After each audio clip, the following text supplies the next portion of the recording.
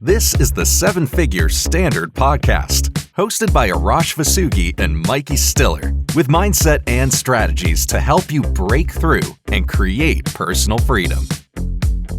All right. Hello, everyone, and welcome to Seven Figure Standard Podcast. I'm Mykie Stiller, CEO and co-founder of Voss Coaching Co., joined by my co-host, president and co-founder of Voss Coaching Co., Arash Vossoughi. Arash, how are you? I'm great, Mykie. How are you? I'm doing great. That was a mouthful.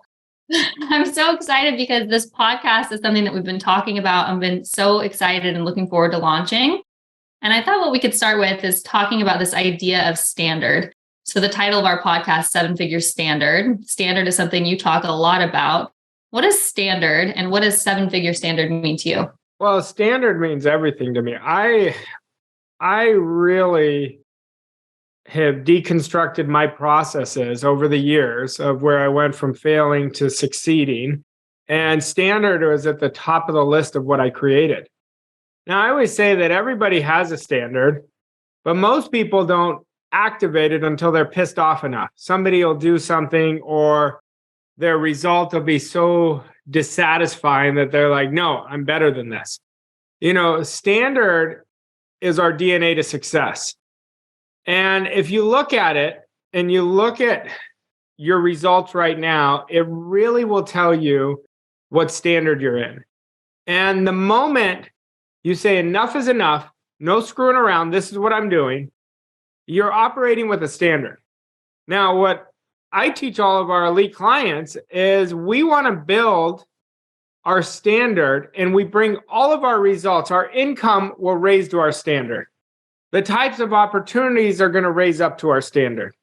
The relationships, the people you mastermind with, your environment is going to change to your standard. Our standard is really, we want to keep living it and live your standard and really develop it into a seven-figure standard and beyond. You know, the seven-figure number is so interesting because at a time, you think it's such a big number.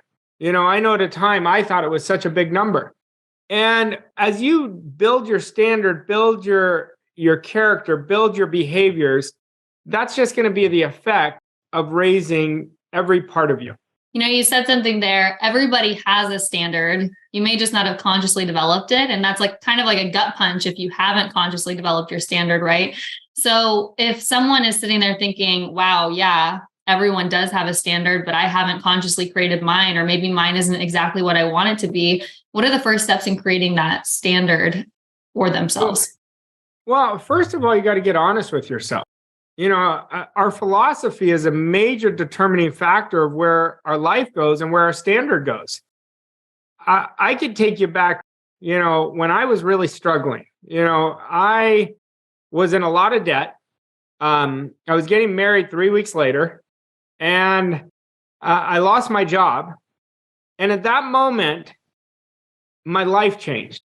Literally at that moment, my life changed is because I took a good look at myself and said, my way's not working. And in that moment that I did it, I can remember it so vividly and so clearly. At that moment, I changed my philosophy on life. I said to myself, your way's not working.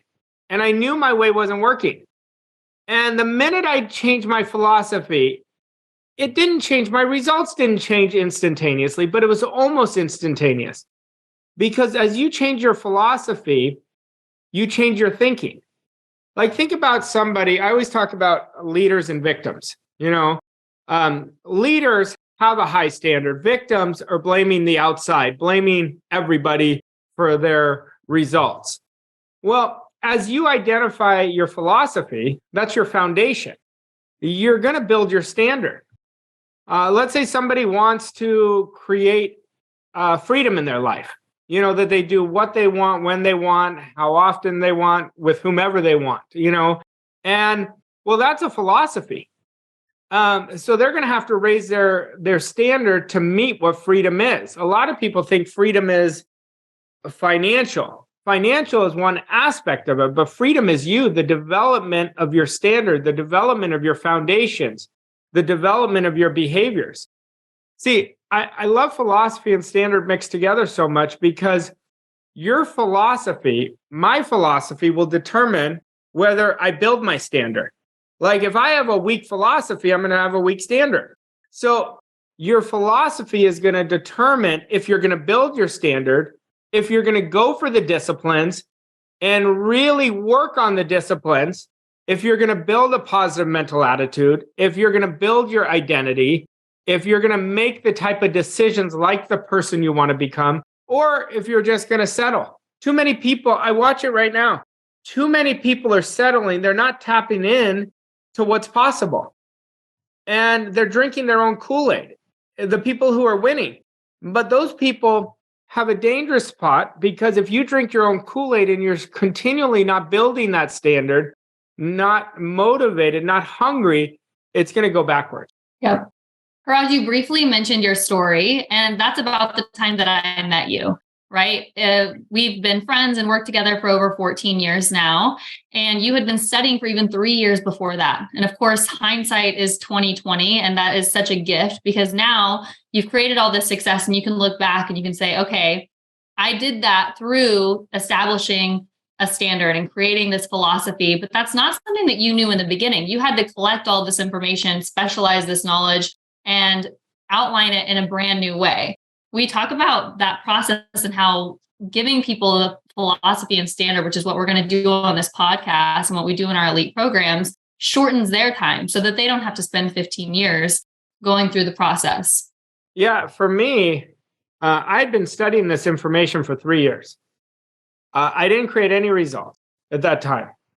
And I mean, to put it mildly, I was struggling pretty fiercely. You know, I was $150,000 in debt, lost my job 3 weeks before my wedding. What I did have going for me is I had a good attitude. Like I believed in myself a little bit. I didn't believe in myself a ton, but I believed in myself just enough. I was never one of those people who never thought I could do something. So I had a little bit of belief. And I met a mentor who ended up becoming not just a mentor, like a partner with me. Like he taught me so much. And, you know, my mentor was Bob Proctor. And we had this conversation that really kicked my ass. When I first met him, he said, "What do you really want?" And I told him what I said earlier. I want to create a life of freedom. And he said, "Well, why don't you do it?" I said, "I don't know how." He said, "Well, I could show you how." He said, "Are you ready to stop screwing around?" And I had never had anybody talk to me like this. I mean, he was so direct. And I said, "Well, what do you mean by that?" He said, "You tell me you've been studying this for 3 years." He said, you haven't studied it properly. No one taught you to study. You're reading, you're memorizing, but you're not studying it. He said, "Right now, you don't know about it. You know about it. You don't know it. I'm going to get you to know it." And at that moment, he asked me a question that changed the rest of my life. He lit this one question. He said, "Are you ready to do exactly what I tell you to do?" And I told him very honestly, I said, "I don't know." I said, "I have terrible disciplines." He said, "That's because you've never gotten the right direction." And he said, "You have to make a definite decision. You're going to do exactly what I tell you to do." Well, at that moment, I chose into my life.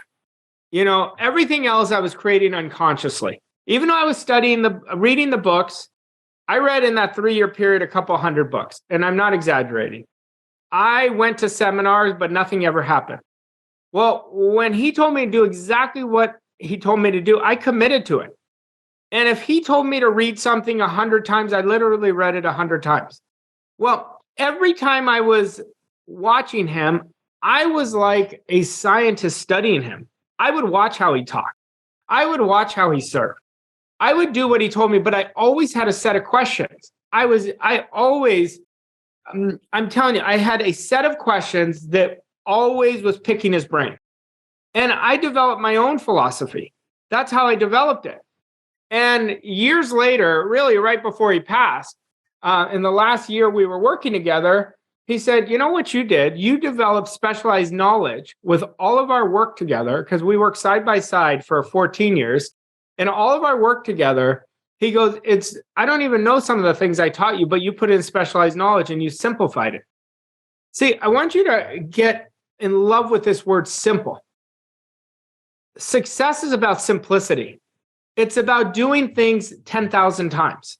It's about going after you do it 10,000 times, do it another 10,000. See, most people are not willing to do that. They are so focused on what other people are doing. That's why I love this quote from Confucius. He says, "The man who chases 2 rabbits comes home with none." What are we focusing on? Focus is part of our standard. And if we start developing the invisible things that we don't see, we're going to create enormous freedom in our life, enormous success. And that's our attitude.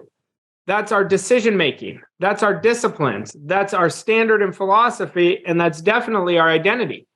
So, people are going to listen to this and they're going to get ideas, but it's not the ideas, it's the ideas they act on that are going to create the results.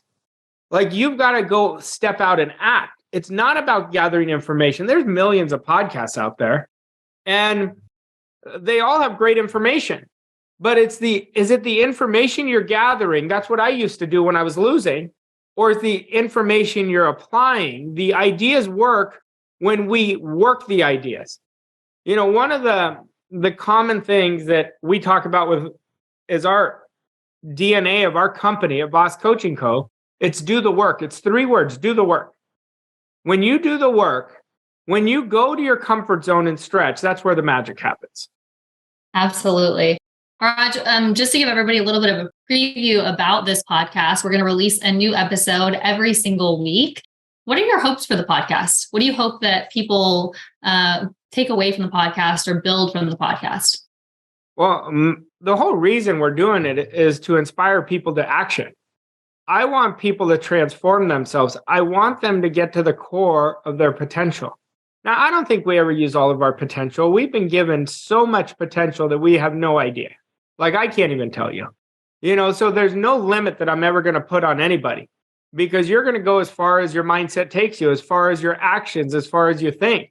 So when we decided to do this, I want to give strategies, processes, ideas, things that you could really put in place and why they work, how to implement them, how to install them in your behaviors. And so you create a world-class life. I love that. We hear more than anything over and over again, people who want to create personal freedom. They want financial freedom. They want personal freedom.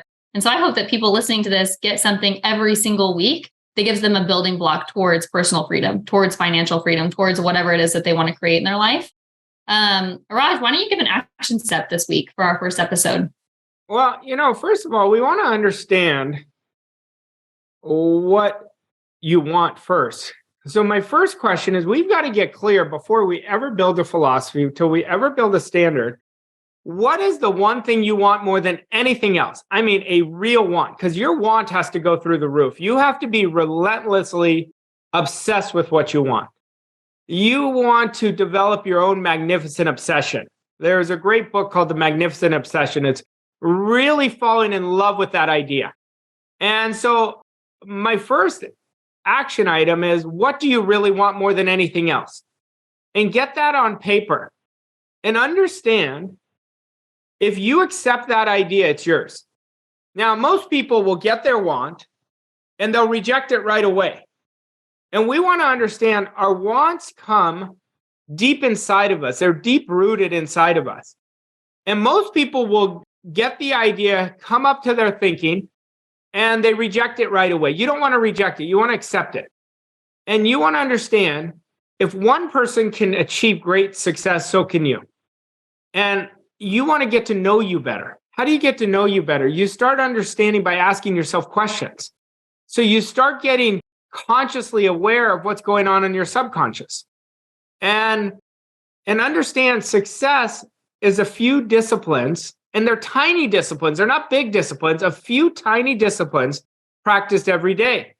And failures are a few errors in judgment practiced every day. So it's not very difficult. So what do you really want is the first thing we want to get everybody clear on. What is it that you really want more than anything else? That's so good. All right, let's dig into that a little bit, because there's going to be a lot of people who sit down and they're going to say, okay, what do I really want? And they're going to have a blank sheet of paper and nothing's going to come to their mind. I don't know what I want.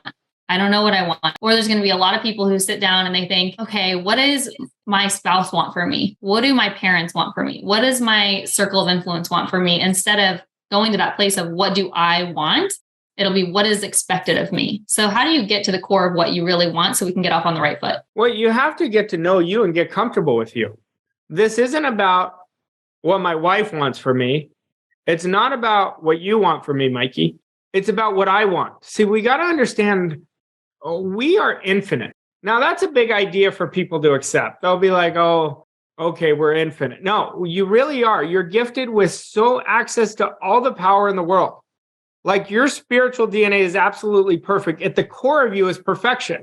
Now, I'm not saying that from arrogance. I'm not saying that from ego. We want to get the ego out of the way. We want to get to the authenticity of who we are. See, our wants start from the essence of who we are. That means it starts in our subjective mind. And I'm going to talk a lot about understanding the mind because you want to understand it. I remember my mentor, when I first met him, he said, Arash, there's only two things we have to master. We have to understand the mind and how it works, and we have to work in harmony with the laws of the universe. And so our wants come from our subconscious, and then it goes and knocks on your conscious mind, and it says, this is for you. Now, if you accept it, you're going to start developing it. And you develop it by getting emotionally involved in that want. See yourself with it. You feel it. You want to start mentally rehearsing yourself with the behaviors of that person. And a lot of people have heard, okay, you want to come from the goal, but they don't know what that means.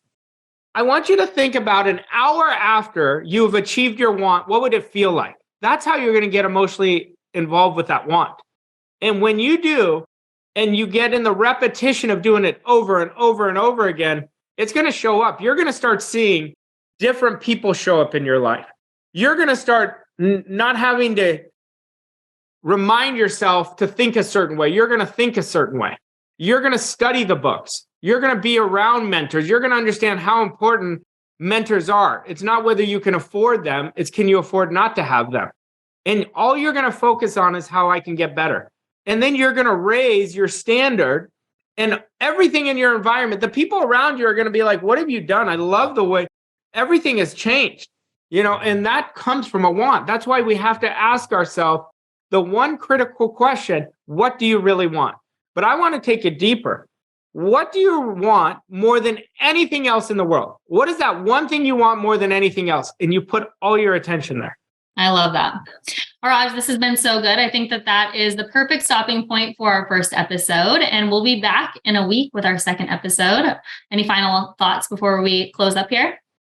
No, I'm excited for this. I mean, when we talk about strategies, philosophies, standards, processes, we're going to give you a to-do every time. And I'm going to tell you, everything I give you, I know that it works if you work the idea. You just got to practice it. Be willing to go and do the inside work. That's where you're going to see the magic on the outside. I love that. All right. Thank you all so much. And we'll see you next week. Thank you for listening to this episode of 7-Figure Standard. We hope you found the insights and strategies helpful on your journey to success. If you enjoyed this episode, please leave us a rating and review on your favorite podcast platform to help us reach more people like you. To learn more about Arash and Mykie and how Voss Coaching Co can help you achieve your goals and reach new levels of success, visit vosscoachingco.com. Thank you again for listening, and we'll see you on the next episode of 7-Figure Standard.